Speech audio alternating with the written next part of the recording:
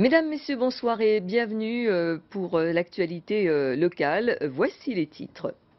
Système innovant pour irriguer sans gaspiller l'eau. Nous parlerons de ce projet avec notre invité Gérard Pascot. Vous êtes le président de la Chambre d'agriculture. Bonsoir. Bonsoir. Mais l'actualité, c'est aussi la récente adoption de la loi de pays sur les baux ruraux.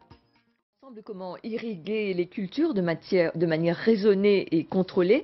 Nous allons découvrir un procédé des plus ingénieux qui a remporté l'an dernier, ce n'est pas rien, le prix de l'innovation au Salon international de l'irrigation en Californie.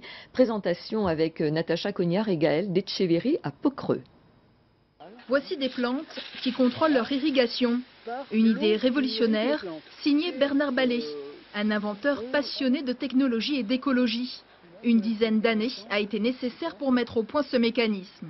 Les cycles d'arrosage se font en fonction de la demande réelle des plantes, c'est-à-dire que lorsque les plantes concernées par le système d'arrosage sont en phase d'assèchement, on va avoir un déclenchement qui va se produire de l'irrigation. Et pas du tout provoqué par une minuterie ou par une programmation. Ce n'est pas l'homme qui pilote l'irrigation, c'est le climat réellement. Pas d'électronique pour ce système autonome. Il raccourcit ou rallonge les cycles d'irrigation en fonction des besoins de la plante. On met donc notre goutteur intégré en place dans le système.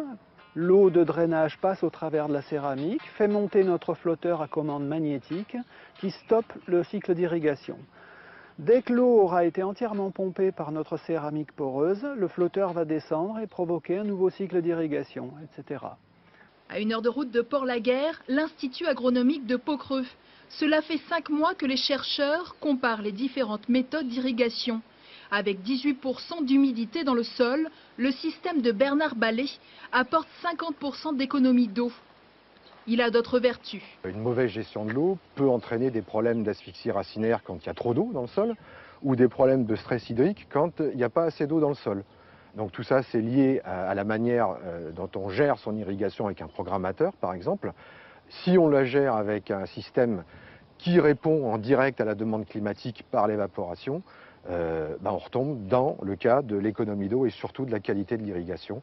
Pour développer le concept en Nouvelle-Calédonie, un programme d'expérimentation sur des cultures de maïs et de riz pourrait voir le jour en mars en province nord.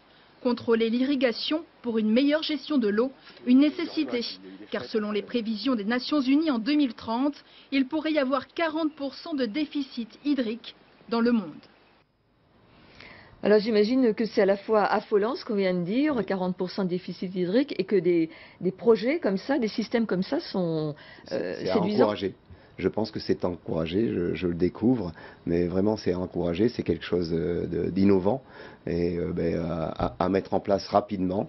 J'espère que les essais seront faits même à grandeur nature chez des exploitants, pas les garder que dans des centres de recherche, mais les mettre en application sur des exploitations. Et là vraiment, ça ira justement dans l'installation des jeunes et en même temps avec une nouvelle implication sur la conservation des eaux.